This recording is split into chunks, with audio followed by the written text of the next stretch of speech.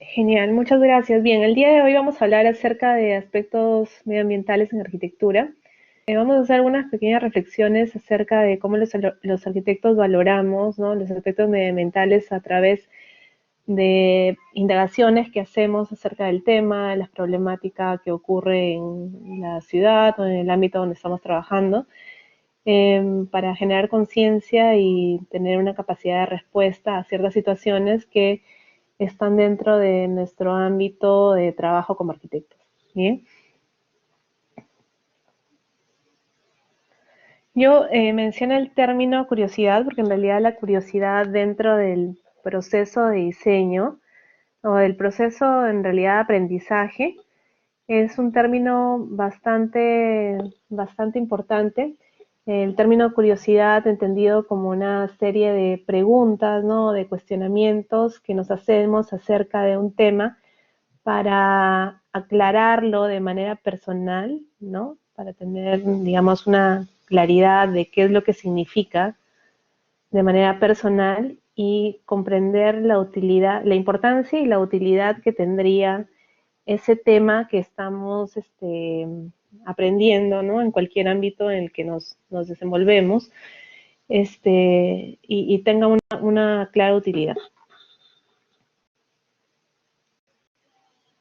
Bien, entonces el tema del que vamos a hablar ahora está muy relacionado con el desarrollo sostenible, ¿no? El desarrollo sostenible, que es un término que se dio dentro de la Comisión Brundtland en el año 87 aproximadamente, no recuerdo exactamente, pero es 80 y tantos. Se reunieron muchos países, ¿no?, y a propósito de los indicios que habían de contaminación, ¿no?, de cambio climático, y se decidió desarrollar o hacer este concepto, ¿no?, que dice o significa que satisface, ¿no?, es cualquier actividad que satisface las necesidades del presente sin comprometer la capacidad de las futuras generaciones. Luego ese término se incorpora dentro de la Real Academia Española, de Lengua Española, y ¿por qué? Por su gran utilidad, ¿no? Por la manera en la que se ha incorporado no solo en arquitectura, sino también en economía, en diferentes ciencias, ¿no? Y, y vamos a ver, ¿no?, hablando de un poco de curiosidad, por qué este término es importante, ¿no? Aquí se ha marcado la palabra sin comprometer la capacidad de las futuras generaciones. ¿Qué tipo de capacidades, no, puede estar comprometiendo nuestras actividades, digamos, presentes y que puedan afectar a las futuras, ¿no? Bueno, una de ellas es el tema de la energía, ¿no? En realidad nosotros usamos la mayor parte de la energía en el planeta proviene de, de fuentes fósiles, ¿no?, que cada vez los recursos están siendo agotados o son mucho más caros. Otro de ellos puede ser el agua, ¿no? Por ejemplo, el agua es un recurso que cada vez también está agotándose cada vez más. Los nevados se están deshielando y es un recurso que a futuro, ¿no?, seguramente escaseará mucho más. Otro recurso que tiene que ver con la capacidad de las generaciones futuras puede ser este, los recursos forestales, por ejemplo, ¿no? Y que van a tener que ver con nuestro abastecimiento, ¿no?, de alimentos y también de material, ¿no?, para construcción, por ejemplo. Y entonces yo creo que este término es muy importante porque en realidad las actividades que nosotros desarrollamos ahora pueden comprometer, ¿no?, el hecho de que a futuro mucha gente no tenga o no cuente con un recurso porque ahora lo estamos agotando, ¿bien? Eh, Otro término que se subrayó aquí es durante largo tiempo, ¿no? Hay un término que se llama obsolescencia programada, ¿no?, que quiere decir que los objetos están siendo diseñados para que se usen por poco tiempo, ¿no? Por poco tiempo y haya que luego reemplazarlos por otros nuevos, ¿no? Porque nos vemos en la necesidad de hacerlo porque ese objeto, pues, su vida útil no fue muy prolongada y por lo tanto compramos otro y compramos otro y desechamos otros y cada vez hay más residuos, ¿no?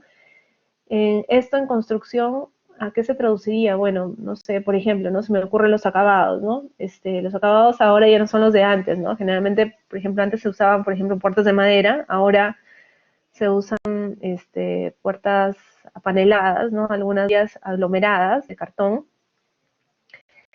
Y claro, no van a durar toda una vida, entonces seguramente en contacto con la humedad y tal, tengan que ser reemplazadas en un tiempo mucho más corto que cuando se trataba de una puerta de madera, ¿no? Entonces, yo creo que ese término, ¿no?, de consumismo versus obsolescencia programada, tenemos que, digamos, replanteárnoslo porque es algo a lo que usualmente estamos ahora acostumbrados a pasar y no debería ser, y eso no debería ocurrir, ¿no?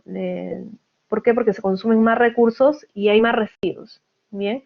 Entonces, este término de desarrollo sostenible es bastante importante y si todavía no nos quedó demasiado claro, por favor, si alguien tiene alguna consulta, me interrumpe sin problemas y yo vuelvo a repetir algo que de repente no quedó claro. Disculpen que estoy un poco nerviosa, pero al no ver sus caras, de verdad me resulta difícil saber si me están entendiendo o no. Pero bueno, voy a seguir hablando. Bien, ¿por qué me tendría que interesar, no? Aquí he citado algunos, ¿sí me escuchan? Ya, perfecto. Gracias, Oscar.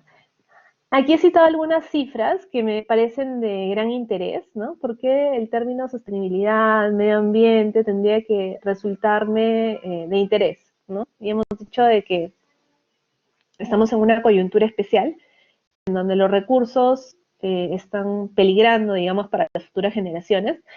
Entonces, colocar unas cifras que me parecen importantes, ¿no? Sabemos que el Perú tiene, o digamos, en el TROP, en esta franja donde nos encontramos de latitudes bajas, tenemos el bosque tropical más grande del mundo, que comprende 9 países, ¿no? Entre ellos el Perú, ¿no? Nosotros estamos ahí. Sin embargo, ¿no?, según el Ministerio del Ambiente, solo en el año 2017 en el Perú desaparecieron 155.914 hectáreas de bosque, solo en un año, ¿no?, de las cuales la región de Madre de Dios, ¿no?, es de las más afectadas, con 23.000 hectáreas.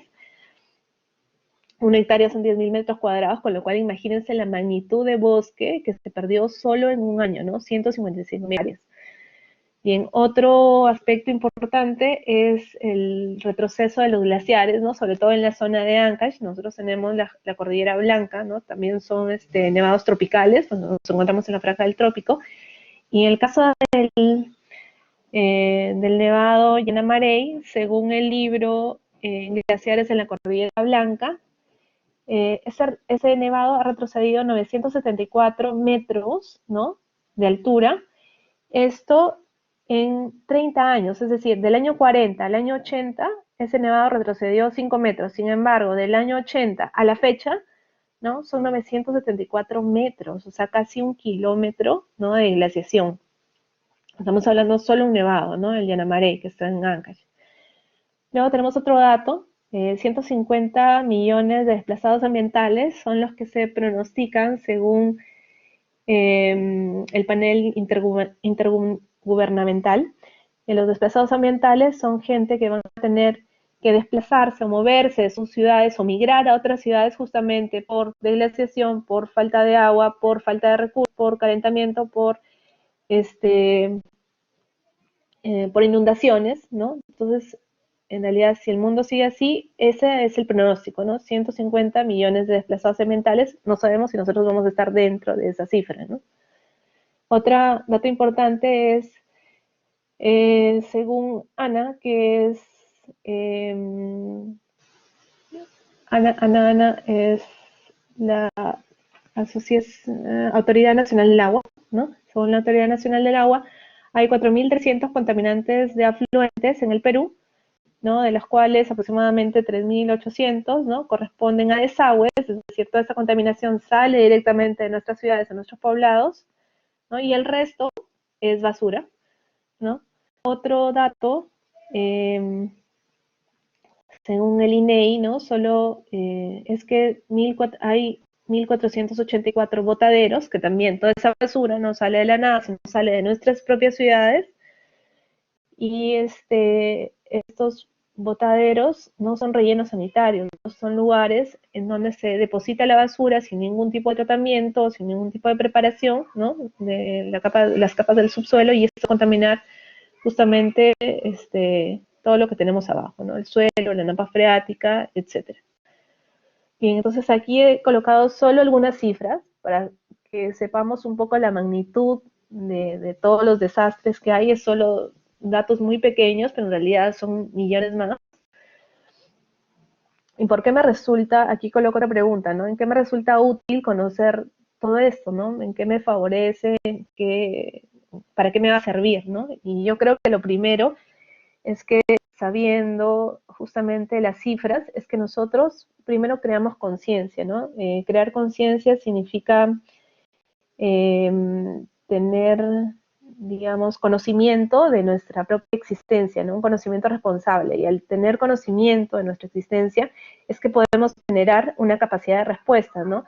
Si bien los arquitectos estamos enfocados en resolver temas de espacio, de forma, de función, etcétera. Aquí tenemos un nuevo reto, ¿no? Y un nuevo reto es poder responder adecuadamente a los problemas que también ocurren en nuestro ámbito o en el entorno donde nosotros ubicamos nuestros proyectos.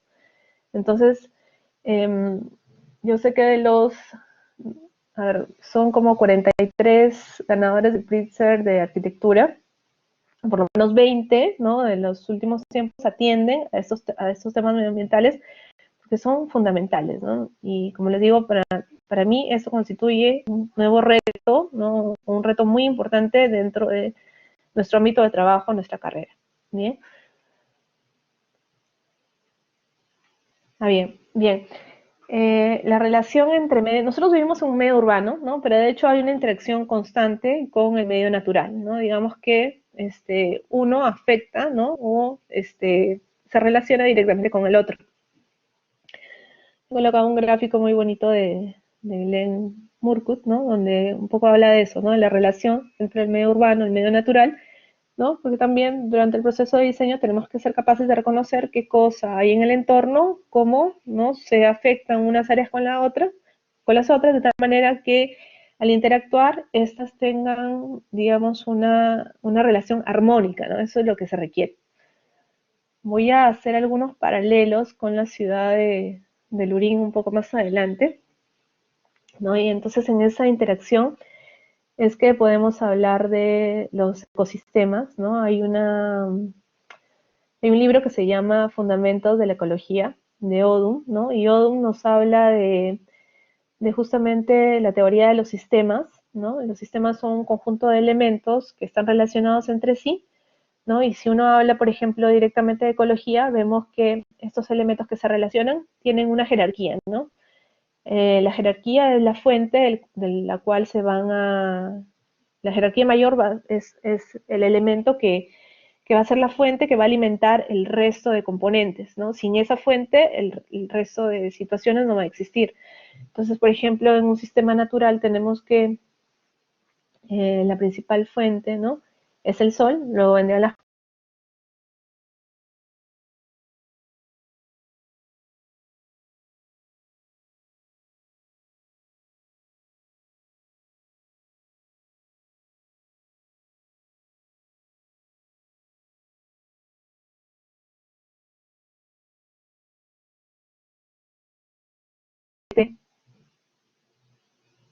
Hola, disculpen, creo que me...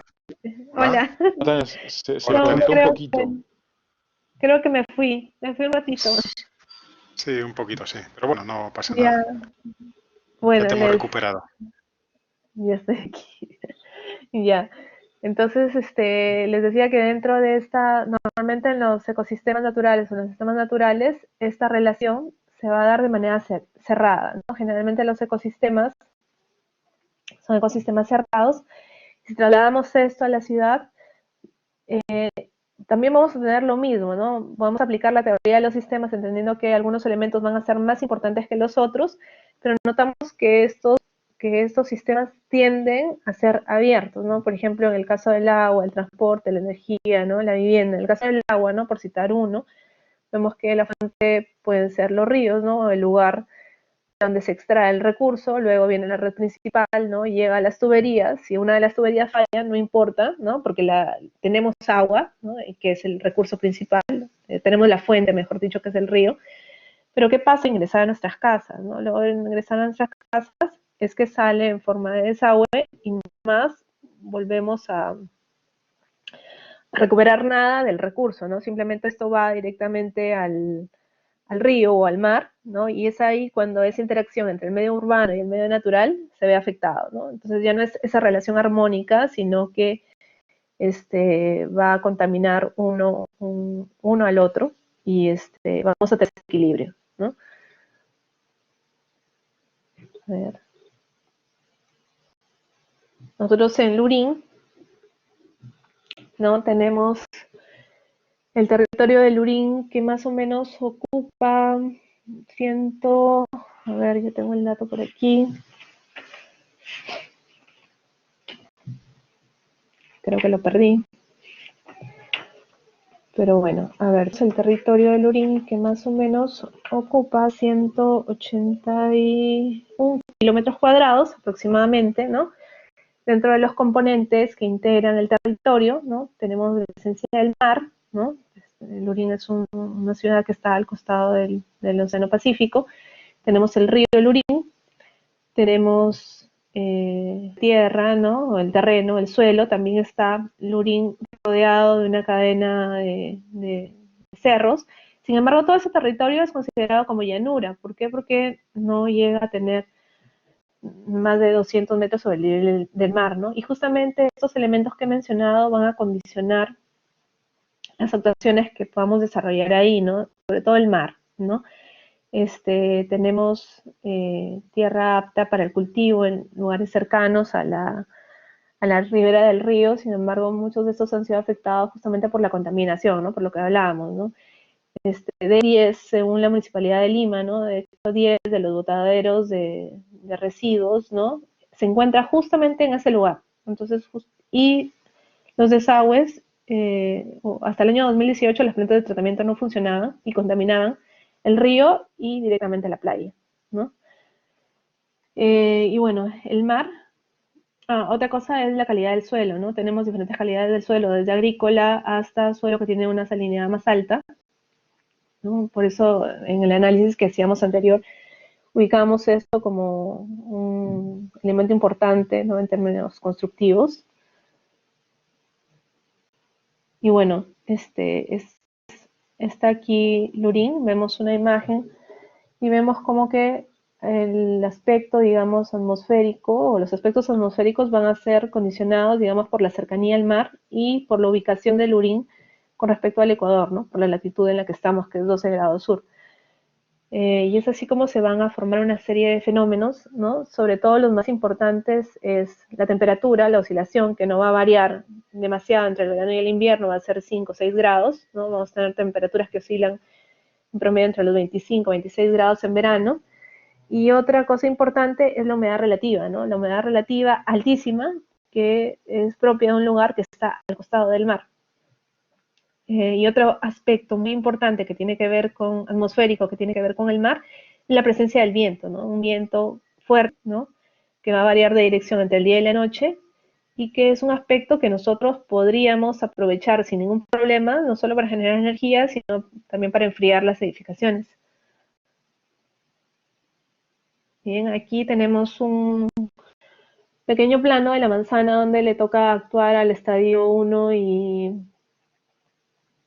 al estadio 2, ¿no? Y vamos a identificar claramente que esta manzana tiene ciertas orientaciones, ¿no? Y en el caso de las fachadas A y D, ¿no? Que son estas que estoy marcando, de repente creo que puedo usar el lápiz, sí puedo usar el lápiz. Ya, en el caso de, En el caso de la fachada A, no sé por qué eso no funciona. Bien, en el caso de la fachada A y D, son las que van a estar expuestas a la radiación, ¿no?, de invierno, perdón, mientras que la fachada D y la fachada C van a estar expuestas a la radiación de verano. Entonces, eso es lo que hemos un poco determinado en el análisis anterior, ¿no? Tan simple como eso, ¿no? Por ejemplo, aquí esto está simulado en invierno, A de invierno, ¿no? Que lo vuelvo a poner acá. Esto está simulado para un día como hoy, por ejemplo, A y D. Esto lo hice en SketchUp, es muy fácil de usarlo. Mientras que la B y la C es verano, ¿bien? Y esto condicionará la sombra también de los espacios. Según la norma M110, ¿no? Por ejemplo, para una fachada sureste y para una suroeste, que son las fachadas que se afectan en verano, ¿no? Podríamos trabajar con un ángulo de trabajo de 69 grados, 59 grados aproximadamente. Está bien chiquitito, ahorita no lo puedo reconocer, pero más o menos es eso. Y nos dice que es el ángulo de trabajo para poder diseñar aleros justamente en las temporadas de verano. Bien, entonces yo creo que tenemos con la norma M110 un recurso, igual para ser más preciso, porque esto es como que un resumen de horas, podríamos hacer cortes azimutales para poder saber exactamente, ¿no?, qué ángulo emplear a la hora en la que necesito una protección solar. Pero en términos generales es eso, ¿no? Poder reconocer en el lugar donde estoy, ¿no?, cuáles son las fachadas que pueden ser protegidas del sol en verano, ¿no?, y expuestas al sol de invierno, el poco sol que tengamos en invierno.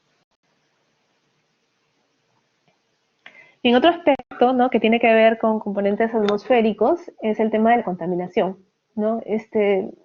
Ahora con la coyuntura que tenemos, con la que todos estamos pasando por el tema del COVID, es difícil decir COVID, ¿no?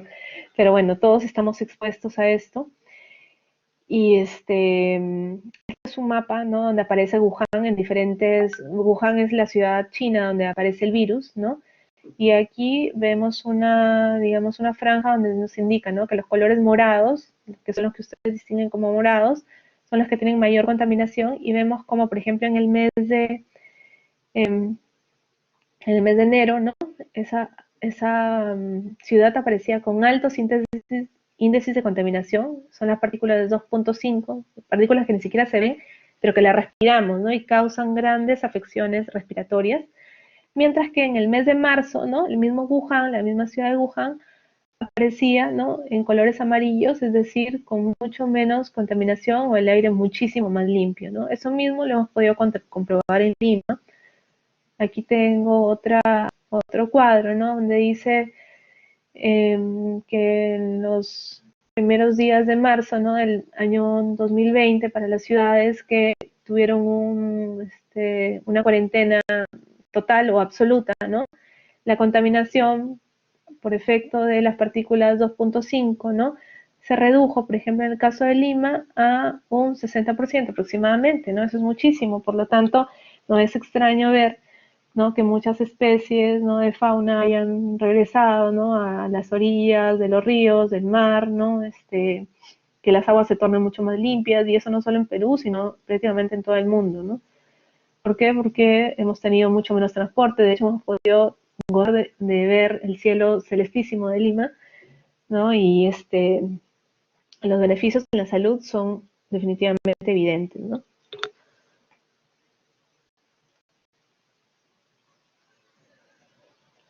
Bien, hemos hablado un poco de contaminación, hemos hablado un poco de aire, ¿no?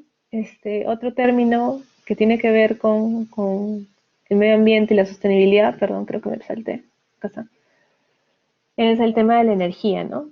Hablamos también, para los que llegaron un poquito más tarde, acerca de la curiosidad, ¿no? Decíamos que la curiosidad es una serie de preguntas que nos hacemos para tener un sentido personal del concepto que estamos estudiando, ¿no? ¿Para qué me sirve? ¿Qué utilidad le doy?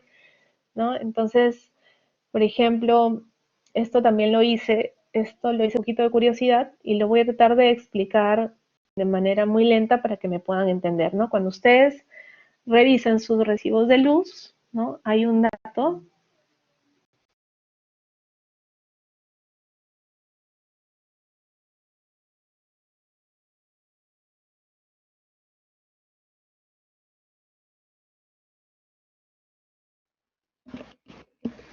Aló, Tania, ¿nos escuchas?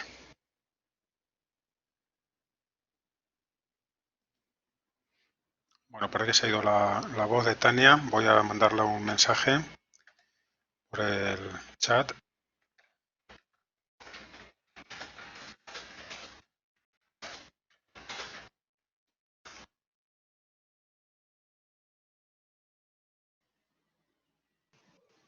Hola, No sé si... Tania, Sí. ¿escuchas? Ahí está. Sí. Sí los escucho, mil disculpas. Miren, estoy conectada con el módem, pero igual me voy. Hay una mano negra acá. No, Bueno, está saturada la red a esta hora porque la gente está trabajando. Si está full, Sí, bueno, no voy a puede volver a la continuar. oficina. Listo, Voy a adelante. continuar. seguimos, Tania. Bien. Seguimos. Entonces les decía que esto está hecho con un poco de curiosidad. Cuando ustedes ven sus recibos de luz, ¿no? Voy a ir muy despacito para que me puedan entender. Ven justamente este dato, ¿no? El consumo que tenemos de manera mensual. En este caso yo estoy colocando que el consumo es 212 watts por hora, ¿no? Al mes. Si eso lo multiplico por 12 meses, voy a tener que tengo 2.544 watts hora al año. Ese sería mi consumo. Generalmente el consumo de energía está muy relacionado con la cantidad de emisiones porque al nosotros prender un foco emitimos, ¿no? Por la generación de energía se emite CO2 al exterior. Entonces el cálculo que estoy haciendo ahora, o voy a hacer un cálculo que relacione estos dos factores para que más o menos caigamos en cuenta de cuánto significa, ¿no? No decir que prendo un foco y contamina, sino queremos saber la magnitud de cuánto es, ¿bien? Entonces, vuelvo a repetir, tenemos al mes 212 watts multiplicado por 12 meses, 25.544 watts hora, ¿no? Y ahora esos 25.000 los voy a multiplicar por 0.62, que es el equivalente de toneladas de CO2 por cada kilowatt hora. Me va a salir que al año, ¿no? Por generación de energía en mi casa, ¿no? Estoy generando 1.5 toneladas de CO2 al año, ¿correcto? Si esto lo trasladamos a la población de Lurín, ¿no? Imaginemos que tengo cerca de 90.000 habitantes, ¿no? Lo voy a multiplicar 1.5 toneladas de CO2 por 90.000 habitantes, entonces me saldrá que en Lurín tenemos una producción de CO2 solo por energía doméstica, digamos, por producción de energía doméstica, de 135 toneladas de CO2 al año, ¿correcto? Bien, entonces, ¿eso es mucho o es poco? ¿No? Bueno, no lo sabemos todavía, ¿no? Más o menos para que tengan una referencia, una tonelada de CO2 equivale a 500 metros cúbicos, ¿no? Y 500 metros cúbicos, ¿no? Si tampoco nos suena mucho, puede equivaler a una piscina, ¿no? Disculpen que salga tan fea. Más o menos puede equivaler a una piscina, ¿no? De 10 por 25 metros por 2 metros de altura, ¿no? Entonces, eso es una tonelada de CO2, ¿bien? Y también sabemos, ¿no? Que los árboles, a ver, no sé si ya lo puedo poner acá. También sabemos que los árboles ayudan a capturar este CO2, ¿bien? Ayudan a capturar este CO2 y, por ejemplo, una hectárea de árboles podría capturar 3 toneladas de CO2 al año, una hectárea de árboles, ¿ok? Si nosotros en Lurín tenemos 10 hectáreas de área verde disponible, se supone que se habrá capturado 30 toneladas de CO2. Pero si hemos producido 135, tendremos un déficit de 4.5 veces, ¿no? Las hectáreas que estamos disponiendo para este fin. Bien, entonces digamos, hemos hecho un cálculo rápido, ¿no? De qué es lo que ocurre en términos de emisiones, ¿no? Y cuál es la contaminación que se pueda producir desde nuestras casas, ¿no? Trasladada al ámbito de trabajo, que en este caso es Lurín, ¿no? Para que más o menos tengamos en cuenta de cuánto es, ¿no? Y esto, chicos, es, digamos, 8 veces menos, ¿no? La contaminación que se produce en casa es mucho menor que la que se produce, por ejemplo, por transporte privado, transporte público, ¿no? La cantidad de emisiones es mucho mayor, ¿no? Que cuando hablamos de transporte. Bien, entonces, aún así, yo creo que una de las ventajas del Lurín es el hecho de estar cerca al mar y tener buen viento, ¿no? Pero igual, toda esa contaminación finalmente llega a parar a algún sitio, ¿no?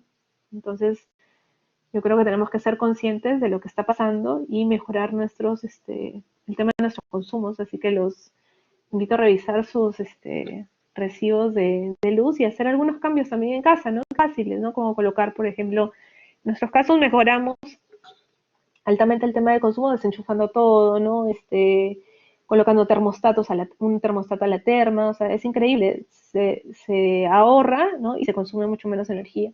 Entonces podemos tener pequeñas prácticas que ayuden a que emitamos menos contaminación y que tengamos un aire un poco más limpio. No sé si eso ha quedado claro, espero que sí, ¿no? Y otros aspectos que tienen que ver con la energía, por ejemplo, es el uso de los paneles solares, ¿no? Sobre todo en zonas rurales, ¿no? Y si es en zonas urbanas,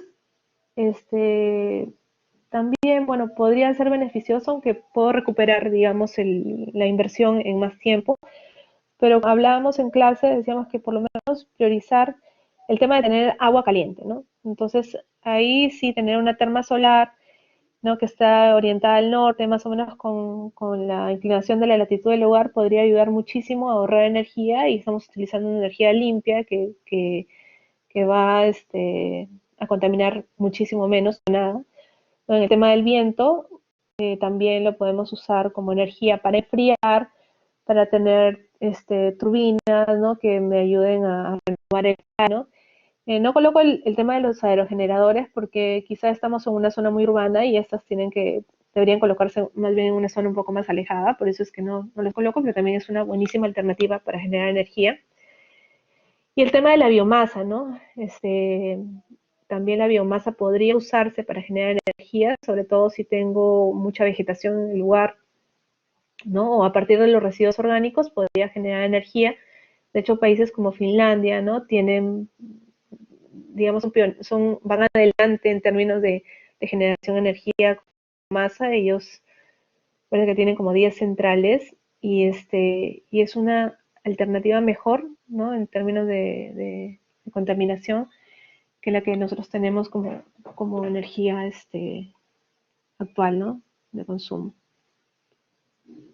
Bien, entonces cuando ya somos conscientes de la situación, ¿no? Cuando ya sabemos qué es lo que ocurre, cuánto es, por qué, qué está sucediendo, ¿no? Tenemos ya presente los datos en nuestras cabezas, es que podemos ser capaces de tener, o somos capaces de dar una respuesta, ¿no? Tenemos posiblemente una capacidad de respuesta mucho más asertiva, ¿no? O acertada, y podemos tener un compromiso con respecto a ciertos aspectos medioambientales que son de vital importancia en el lugar donde se ubica mi proyecto, en el lugar donde yo vivo, ¿no? En general. Entonces nace la palabra compromiso, ¿no? Y el compromiso es el que adoptan, ¿no? Las personas, los arquitectos, dentro de sus trabajos y para justamente resolver temas medioambientales que son de vital importancia y aportan a la sostenibilidad. Yo he colocado dos ejemplos. Uno de ellos es la casa Mary Short de Glen Murcutt y otro es un pequeño proyecto que desarrollé en Cieneguilla. Aquí también estoy colocando una frase que me pareció muy bonita de Glen Murcutt que dice: la arquitectura debe ser una respuesta y no una imposición, ¿no? Una respuesta obviamente a lo que ya tenemos, ¿no? A lo que nos rodea, digamos, a los aspectos positivos, ¿no? Que queremos capturar, y también a los aspectos negativos que podemos mejorar. ¿Bien? Esta casa está ubicada en Australia, en una ciudad que se llama Kensei, que está más o menos a 31 grados de latitud al sur, y vemos que los rayos solares inciden en este lugar, sobre todo en época de verano, ¿no? Con bastante perpendicularidad, mientras que son un poquito más inclinados en invierno, ¿no? Acerca del clima en este lugar, ustedes ven esta foto y ven que hay un montón de vegetación. Y cuando vean siempre un montón de vegetación, quiere decir de que llueve, ¿no? De que llueve mucho en este lugar, sobre todo en alguna temporada del año. Estamos del mar, si bien Lurín está como que a 2 kilómetros, ¿no? El centro, esto está a 15 kilómetros aproximadamente. Y definitivamente buen viento va a haber. Y bien, más o menos las temperaturas pueden variar en verano 25 grados en promedio y en invierno pueden llegar a 8 grados, ¿no? Es un poquito más frío. Estamos un poquito más, está un poco más lejos del Ecuador. Bien, en cuanto a la volumetría, bueno, aquí estoy colocando la planta, ¿no? La casa va a responder, yo creo que a 3 factores, ¿no? Uno es la integración con el paisaje, otro es la respuesta a los factores del clima y otro aspecto es que el arquitecto Glenn Murcutt, ya no pude colocar ninguna imagen, pero observa claramente el modo de habitar los espacios de las personas que viven en ese lugar. Entonces, quedan 10 minutos. Ya, perfecto, Carlos. Entonces se hacen 2 volúmenes que están desplazados, son 2 paralelepípedos, ¿no? Que están desplazados, son simétricos, están desplazados, la circulación está en la parte central y se crean estos espacios al exterior que justamente son los que la gente suele evitar la mayor parte del tiempo, ¿no? Son espacios techados que están en contacto con la naturaleza. Bien, la casa está orientada hacia el norte-sur, ¿no? Son las fachadas principales y la cobertura es inclinada justamente para permitir la evacuación solar y estas aberturas que vemos aquí están orientadas hacia el norte para poder capturar, ¿no? Los rayos solares. Prácticamente la casa se divide en 2 zonas, ¿no? Una la zona social y esta la zona íntima. Bien.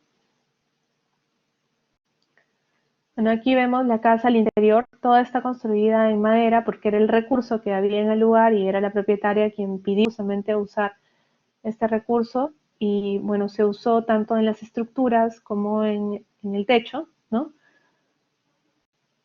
Vemos que el ambiente es bastante alargado, lo que permite la circulación de aire, más o menos la proporción, ¿no? Es un 2.5-1, ¿no? 2.5 de largo, 1 de ancho. Y vemos que el volumen, ¿no? Esta edificación también es bastante alta, ¿no? Y va a permitir justamente el flujo, el paso del aire y la disminución de la humedad relativa propia de un lugar donde llueve mucho.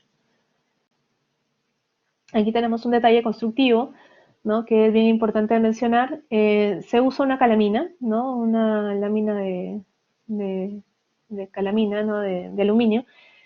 Y si bien la calamina no tiene mucha transmitancia térmica, ¿no? Se absorbe muchísimo el calor, ¿no? Esto está compuesto por una especie de sándwich, ¿no? En donde tenemos la calamina en la parte alta, al medio vamos a tener eh, ¿cómo se llama? Un aislante térmico de 3 pulgadas, ¿no? Y abajo tenemos la madera. Esto es madera. Prácticamente aquí, entre la calamina con el aislante y la madera, se va a formar una especie de cámara de aire, ¿no? Que va a permitir forzar la ventilación al estar en contacto, ¿no? Con el calor de la calamina, posiblemente, y se va a formar como una especie de túnel de viento, ¿no? Facilitando también el enfriamiento de la cobertura. ¿Bien? La calamina, digamos, es un material que tiene que usarse con mucho cuidado, pero sí lo que es cierto es que necesita menos mantenimiento, ¿no? Que un material un poco más orgánico. Bien. Bueno, acá hay otro detalle, ¿no? De una especie de turbinas de viento que justamente se colocan en las estancias de los baños, ¿no? Como el viento viene arriba un poco más acelerado, pues permite que por el efecto Venturi, pues corra mucho más rápido y se ventile el viento, que ventile la estancia que está en la parte baja. Y es una casita que me tocó diseñar hace un par de 3 años más o menos. Está en Cieneguilla. Bueno, como experiencia llegó en un momento un poco complicado para mí. Había nacido mi último hijo y no tenía pues cabeza ni cuerpo para nada. La primera respuesta fue no para mi cliente. Él había venido a ver una casa que había diseñado en Zorritos y pues me buscó para poder diseñar su casa en Cieneguilla y me convenció de ir al lugar. Y cuando llegué, pues me enamoré del sitio, me gustó muchísimo y aparte ya estaba el constructor y el ingeniero, así que dije, ya, vamos. Y fue una experiencia muy bonita, ¿no? La casa está ajustada, digamos, al estándar de mi cliente. Ellos querían una casa que no tuvieran que mantener demasiado porque no iban a pasar, digamos, todos los días de sus vidas ahí. Decidieron hacerla, que tenía que ser en concreto. Y pues yo respeté la decisión, pero a la par había que tomar decisiones para evitar pues que ésta se sobrecalentara, ¿no? Aparte la temperatura tiende a bajar, entonces lo que, bueno, y si bien en las casas que he tenido que diseñar siempre he optado por técnicas pasivas, ¿no? Para climatizar, en esta el reto principal, y fue algo que me animó a desarrollar el diseño, fue de que no había ni agua y tampoco había luz, ¿no? Entonces, este, traté de diseñar la casa de manera compacta, ¿no? No hay muchos volados y dejé la circulación en la parte central, que la he marcado aquí en color negro, es aquí que coloco la escalera, una escalera corrida, ¿no? Al lado de una doble altura que facilitara el movimiento de aire y es como que el corazón bioclimático de la casa, ¿no? Porque va a permitir justamente esta estancia, ventilar, iluminar la casa sin la necesidad de colocar, de prender la luz porque no hay iluminación. Lo que sí es que luego se tuvieron que colocar paneles solares, era uno de los requisitos también, ¿no? Colocar paneles solares para poder tener luz de noche, pero prácticamente el corazón, ¿no? de la casa está justo en esta parte central, ¿no? Que tenemos una doble altura, tenemos la escalera y una especie de teatina que va a permitir iluminar, ventilar y hasta calentar las habitaciones que se encuentran en la parte posterior. Esta es una vista de la parte delantera, ¿no? Donde está la piscina. Como en Cieneguilla llueve en verano, es muy difícil pasar, ¿no? Más que todo se aprovecha en esta época, ¿no? En la época de invierno, entonces se orientó la piscina hacia el lado norte para poder tener agua un poquito más caliente, ¿no? Por medio del sol. Y ¿no? Los materiales un poco rugosos, ¿no? Para que no entrara rápidamente el polvo, ¿no? Es una zona desértica prácticamente. Se usó la madera también para todos los sol y sombras y de una cantera cercana pues se extrajo la piedra para poder colocarla en algunos detalles, ¿no? Como algunas columnas, ¿no? Algunos zócalos. Bueno, finalmente decir que si bien las aperturas más grandes están hacia el norte sobre todo y hacia el sur, las fachadas este y oeste sí están cerradas, ¿no? Como estas, ¿no? Son volúmenes casi puros, ¿no? Donde las perforaciones son muy pequeñitas, justamente para evitar que haya un intercambio térmico mayor, ¿no? Disculpen, es una foto de obra, pero bueno, hay un poco de palos y tubos, pero más o menos es así que se desarrolla la casa, ¿no? Un poco más abierta al norte y al sur y un poco más, y es casi cerrada, ¿no? Al este y al oeste. Y bueno, dentro de las ventajas, aparte del diseño bioclimático, pues poder usar energía alternativa por medio de paneles solares, ¿no? Son 4 paneles que se pusieron en este lugar. Una terma solar. En cuanto al desagüe, bueno, el agua llega a través de un camión cisterna y para no contaminar el suelo se colocaron 2 biodigestores, ¿no?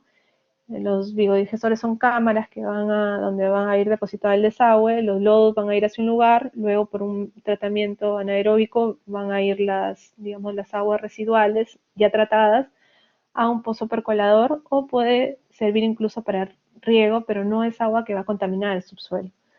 Bien, entonces yo creo que esta casa pues se ajustó, digamos, no solo al requerimiento del cliente, sino también a consideraciones medioambientales.